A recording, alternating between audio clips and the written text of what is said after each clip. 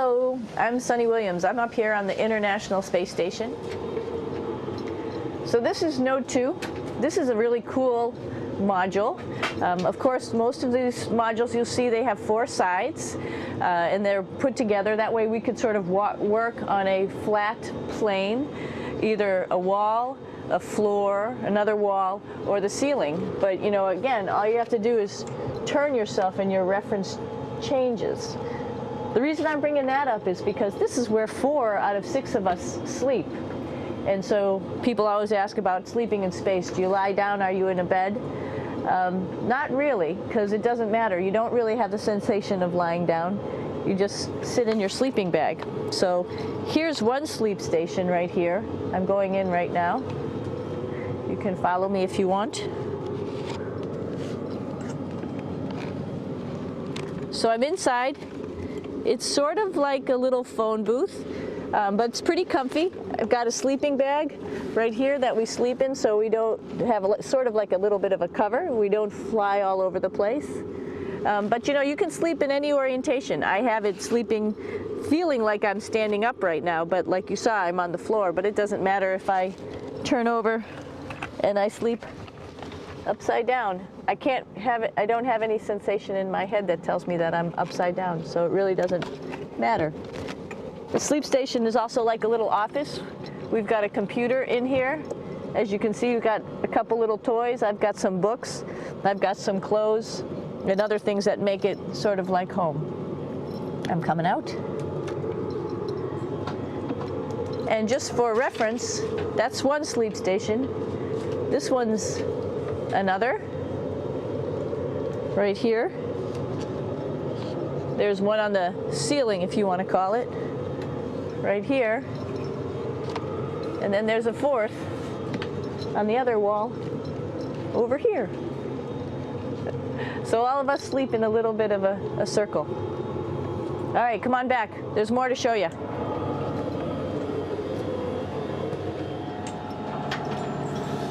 I know that there's some questions about how to use the bathroom and how do you actually live in space like normal, like at home. I mentioned real quickly about getting up in the morning and brushing your teeth and washing your face. Well, how do you do that? Well, here is the bathroom essentially. You get up in the morning and we have a little kit and it has all the essential things that you need, like your toothbrush and toothpaste and brush. See how much better the brush makes my hair look? I'm just joking. It still stands up straight. It doesn't matter where you are. It's always going to stand up straight while you're up in space. A lot of people ask about toothbrush and toothpaste. So, luckily enough, toothpaste, you can do it upside right this way, is sticky, and so it sticks to your toothbrush. No problem. Another cool thing is that water sticks to your toothbrush too. If you can see it, I'll have some water come out. The water is pretty neat up in space. It'll stick to your toothbrush and it will make a big bubble.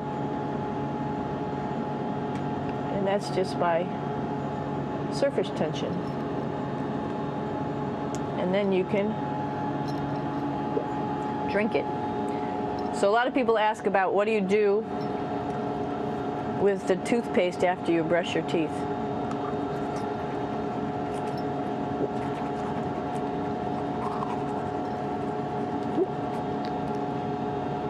Two options.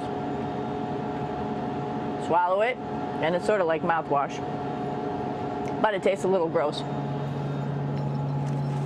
Or you can just spit it out in a paper towel, and then you don't have to worry about it. Swallowing thing I wouldn't recommend at home. I'm only up here for 4 months, so it's not that bad. One of the most pressing questions about living in space, of course, is the bathroom. So let's take a look at that little piece of work. Come on in.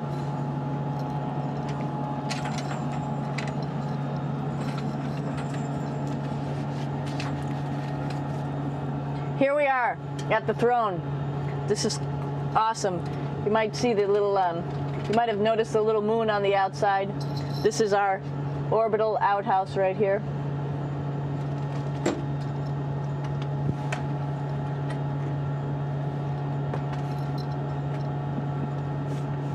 And of course, it serves for two functions. Number two, right here. I'll show you. But you see it's pretty small, so you have to have pretty good aim, and you'll be ready to make sure things get let go the right direction. And it smells a little bit, so I'm closing it up. And that's of course for number two. And this guy right here is for number one. So they're sort of two slightly separate functions, but you can do a little, essentially both, by hanging on right here and doing number one and number two. I might add it's color coded, so you really don't get it mixed up, which is nice. This is yellows for number one.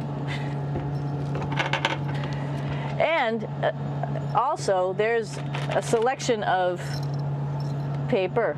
People always ask about toilet paper. What do you do with toilet paper? What kind of toilet paper do you have? We have gloves, just because sometimes it does get messy. We have some Russian wipes, which are a little bit coarse if you like the coarse type of toilet paper. We have some nice tissues, which are nice and soft if you like soft toilet paper. We have Huggies, just for any cleanup. You know, we were all babies once, and this sort of helps. And then if things get really out of control, we have disinfectant wipes, just to make sure we clean up here. Because, you know, just like the water I showed you, the number one stuff can sort of go all over the place if you don't aim correctly. And did I mention both of these have a little bit of suction, so they should keep things going in the right direction. But like I said, sometimes things get a little out of control if you are out of control yourself flying around. So we have lots of protective stuff. And of course, you do have your privacy. There's a little door, so other people know that you're in there. Here's a pretty cool place. This is sort of like in your house where everybody meets in the morning. After you wash your face, brush your teeth, you want to find something for breakfast. And this is our kitchen. You might notice there's all sorts of foods here. It's like opening the refrigerator. You got all your different stuff that you want to have: drinks, meats, eggs, vegetables, cereals, bread, snacks. And that's a good place. That's where you find all the candy. Side dishes, and then some little power bars just in case. So we have all this type of food. Some of it is dehydrated, and so we have to hydrate it, fill it up with water. Some of it is all ready-made, and then all we have to do is heat it up. So something like this, I'm pulling out barbecued beef brisket. Pretty yummy. Not only is this food made in the US, but we also have food here from Japan. We've got Russian food. As you can see, all these red containers are filled with food that's from Russia. And then we get some of our specialty stuff, some things that we like, some of our favorite stuff that your family can send up. In fact, I like fluffernutters, and so I got sent up some fluff so I could make my fluffernutter with peanut butter. So you have a lot of food up here, no problems. Now, I want to say where we are. So right now, we're in the Japanese laboratory. It's one laboratory out of many here on the International Space Station. It's actually on the left-hand side. If I was International Space Station and I was flying through space like this, my left hand would be where the Japanese laboratory is.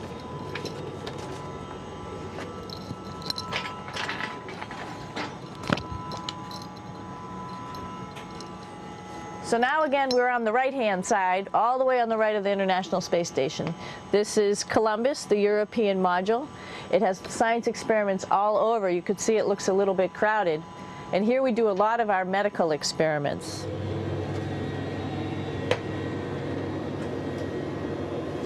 Here we are in the US laboratory. Again, this is a laboratory with science experiments on all of the walls here, all sorts of stuff that we do. And one of the things we also do is we exercise. We have some exercise equipment on board the space station. We need to do that because we lose bone density and muscle mass while we're up here, and that's a result of not having to fight against gravity. So how we keep ourselves in shape are with a bike, a treadmill, and a weightlifting machine. This is the bike. You notice the clip pedals? So all you need to do is actually clip your feet in, and then you can start pedaling. You don't need a seat because you don't sit down. Actually, I haven't sat down for 6 months now, so you don't need any type of seat. Just make sure you're held in with your pedals. You probably see that the bike bounces around a little bit. As I move it, it's not steady and held to the wall firmly. And the reason for that is the space station is pretty big. You saw that there's also solar arrays on the space station. If we start putting any forces into the space station, it's going to make those solar arrays bounce around a little bit. So to prevent that, the machines bounce around a little bit, move around a little bit, and that way we don't put any forces onto the structure of the spacecraft out to the solar arrays. All right, a little farther on. Come on.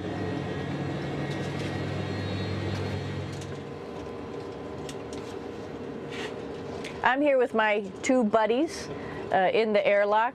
Actually, these are 2 spacesuits that are ready, primed up to go outside, as we call it, to go do a spacewalk in case we have to do anything outside. Some of the things we do outside are just like inside, repairs. We have a lot of electrical boxes and machinery and solar arrays, in fact, that I talked about earlier, that are outside, and sometimes they don't work quite right. Remember, space is really cold and really hot, and it's also the vacuum of space with no pressure, and so some of the equipment doesn't work well all the time. So we might have to go out and do a spacewalk. Right behind me is actually the hatch that you go out into space, and right now we have it filled up with a couple other spacesuits because we've got 4 of them up here and some of our tools. But right behind here is the hatch in which you actually go right outside into the vacuum of space. The spacesuit is pretty big, as you can see. It's like being a football player. Part of the reason it's so big and bulky is because of this backside, this backpack. It's like going on a hike with a backpack, but the backpack and the suit weighs about 300 pounds.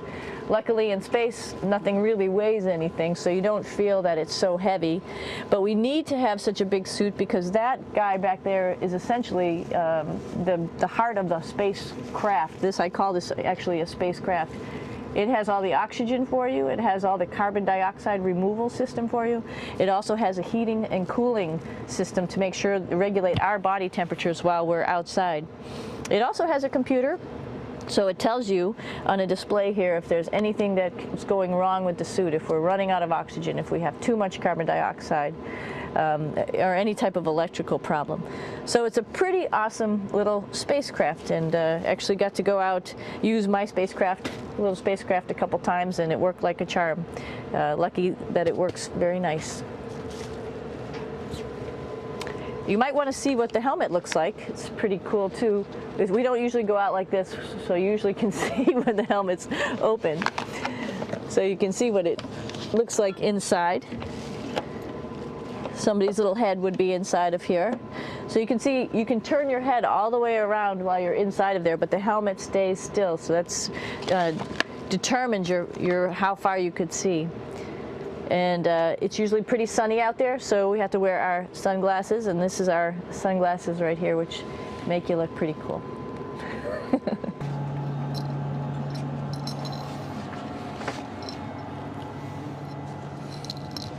It's like a glass-bottom boat. This is the cupola. It sticks down below the space station. It's one of those places you find yourself hanging out in all the time because all you want to do is look back at our planet. I think some questions I had were about what do you do in your free time? And you can't help but want to just come to the cupola and look outside as much as you can. And a lot of folks, I play this game with myself about where we're flying over the Earth. Try to come in here and just guess. After being here for a little while, you can sort of figure it out. You can tell different cloud types over different continents. You can tell different soil types over different continents. So let's see. And then, of course, there's a lot of ocean. So usually we're over the ocean at first glance.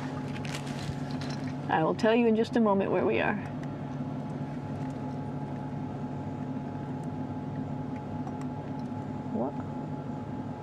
There we go. So right now we are right over Africa. It's a little bit cloudy, as you can tell, but we're right over the continent of Africa. Hey, what's that? I think that's a Soyuz spacecraft. That's the spacecraft that's taken us home to planet Earth today. Oh my gosh.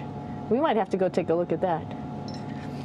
That's pretty cool. It's a little bit smaller than the rest of the spacecraft, the space station, so you'll see if we go there, it'll be a little bit more crammed. But we're going, you can look all the way back to the back of the spacecraft, which is where the Russian segment is, and then you could look all the way forward to the front of the spacecraft, where the Japanese laboratory, the European laboratory, and the American laboratory are, and then back to the solar arrays where we started in this morning when we were looking out the Japanese window.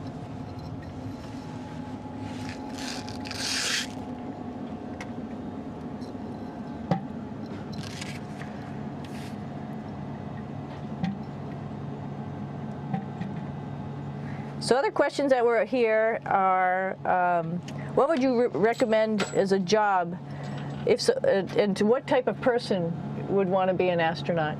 I think people who would like to explore, of course people who like math and science, that's what this is all about. We have people in the office who are doctors, teachers, veterinarians, engineers, pilots, so all sorts of people become astronauts, and I think if you see it's just sort of cool, so I think people who like to do a little adventure and like to do cool stuff probably usually become astronauts. Hey, one thing I didn't show you, or I talked about but I didn't show you, was the exercise, another piece of exercise device, which is the advanced resistive exercise, and that's what this is right here. This is ARED, and you could probably see this bar. Let me just do a little bit of maneuvering here. Stand by. You have to set it up just like at any other gym.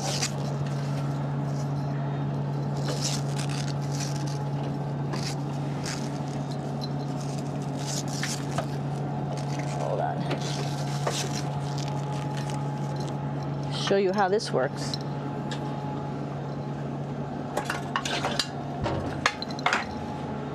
So you can see you can change your attitude just by going from one module to the next, going up from the cupola down here. This is what we call the ARED, and with this you can lift weights based on vacuum in these cylinders, just like you do at home at a gym. For example, if I wanted to do a squat, I could do it like this. Oops. I should need some weight on this thing. I'm not lifting with anything, so it's too easy. One of the cool things you could do things that you can't do at home. For example, single leg squats with just one leg, because the other leg, you won't fall over. So all sorts of stuff. You can also do bench press. We have a bench that we could add on here, so you can work on your beach muscles.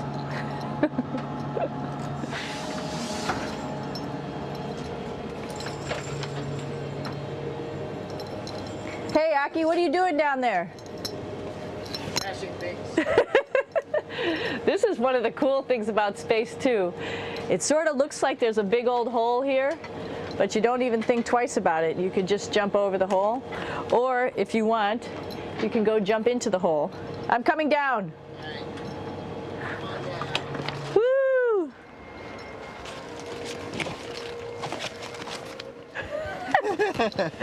Then you can come right back up again, like Superman. Woo!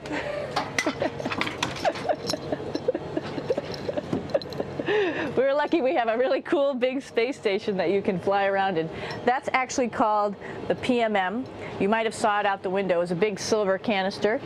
What's really great about that is it's essentially our closet in our pantry, or whatever you want to call it. We have extra food down there, we have extra clothes, we actually throw the trash out down there. So it's nice and organized, and we have all of our stuff that we need while we're working in all these other modules all stowed in this location down here. And it's a lot of fun to play in. So we're going into the Russian segment. Be ready. You don't need a passport either.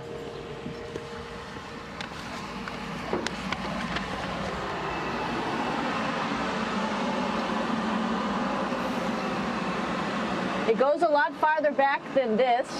We'll go take a trip and say hello to the boys down there in just a minute. Well, let's do that first, actually, and then we'll go down to the Soyuz at the very end. This is Yevgeny. Hi. Doing a little tour.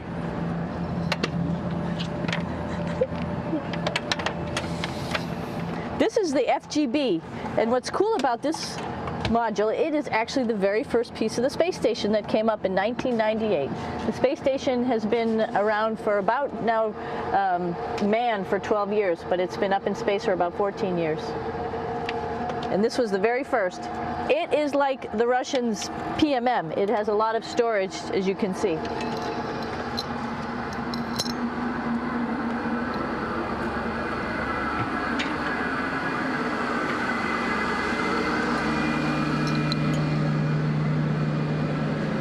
Можно? Снимаем. Чуть-чуть.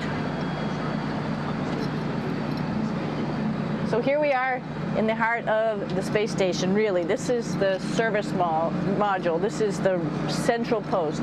In case we had any problems, I know a couple of the questions were about what type of things do you have to worry about. And some of the things we have to worry about in space are fire.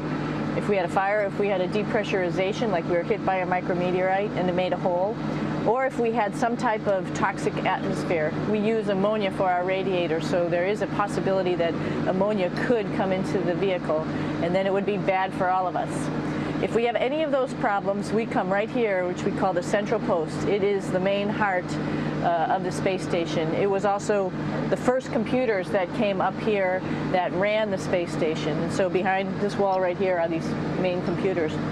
So we gather here as a group of 3 or 6 and then figure out how we're going to either fight the fire, patch the hole, or solve the toxic spill. And what's cool about this module, of course, it's the central post. It also has great windows right down toward Earth. It has controls to fly in visiting spacecraft if they need some assistance right here.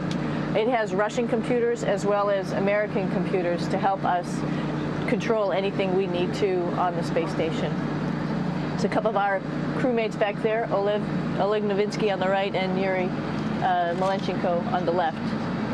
And there's also a second bathroom here, which is really cool because 6 of us going to one bathroom is really tough.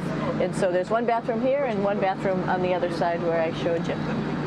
And you can probably see on the wall behind Oleg and Yuri some of the heroes of the space program. Sergei Korolev, who was a chief designer of putting men into space, and of course on the right-hand side, Yuri Gagarin, the first man to go into space. So just reminds us of our roots. Yuri, what are you doing? Что делать? Coffee. Making coffee? Yeah. Oh. Black coffee. Yeah. Looks good. Okay. Спасибо. We're going to check out our Soyuz real quick. Make sure it's ready to go. All right, back to the Soyuz.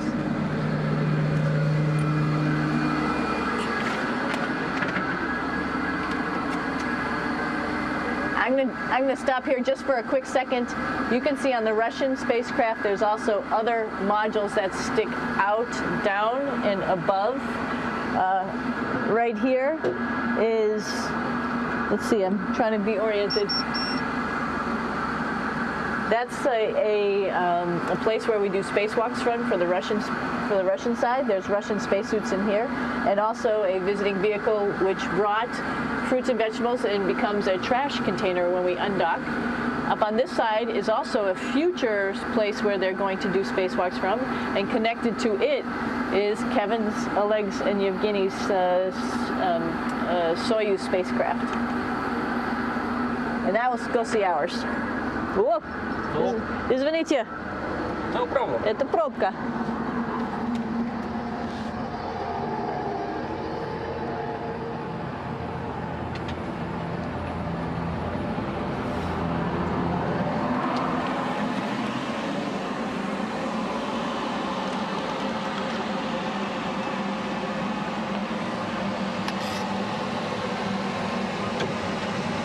Coming down. down.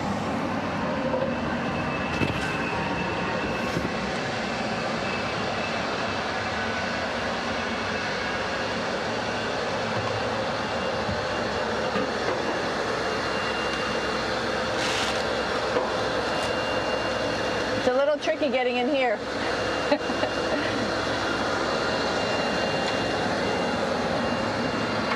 This is the docking probe right here, this big thing.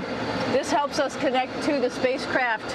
This probe actually sticks into this cone, and that's how the spacecraft, our Soyuz, becomes connected to the ISS initially. That is then replaced by clamps, which are around here, that will allow the two spacecraft to be stuck together. And then you can remove the probe and the cone.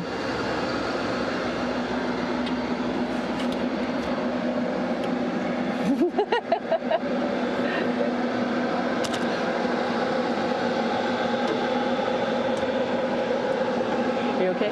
All right, so here we are in the Soyuz. This is what we call the BEO, the living compartment, bytovoy otsek in Russian. It also has a little bathroom.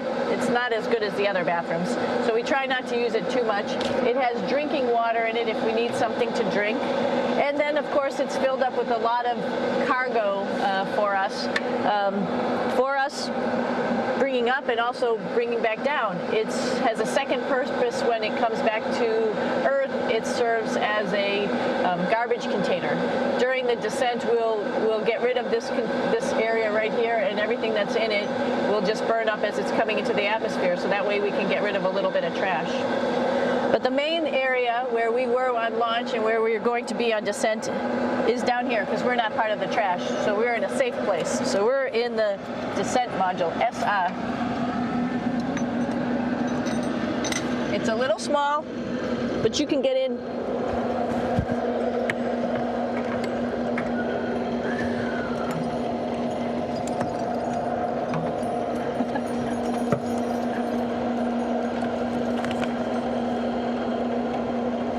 Not sure how well you could see in here. Hold on for a second. I'm going to turn it up this way, just so you could see the hatch and you could see Kevin. It's a little bit small, but we'll come in and show you around. You coming in? Probably not. Okay.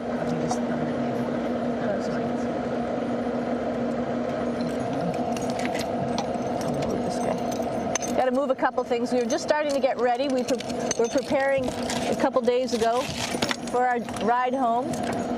It's a little bit squishy, but everybody asks, how do you sit in the Soyuz? And you sort of sit in your seat like this.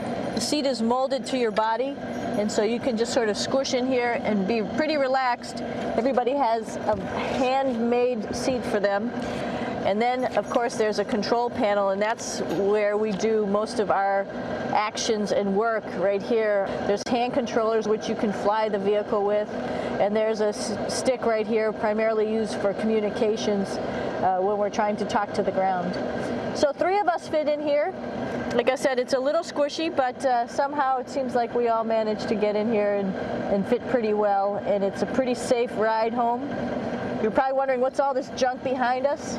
Well, it's all of our parachute, first of all, and then it's all of our survival gear, just in case we end up landing in some strange place on the planet and nobody's there to rescue us right away. We have all sorts of survival gear with us, keeping us safe in here. So they've pretty much thought of everything. And we'll be home on the planet within the next 12 hours. Pretty shocking.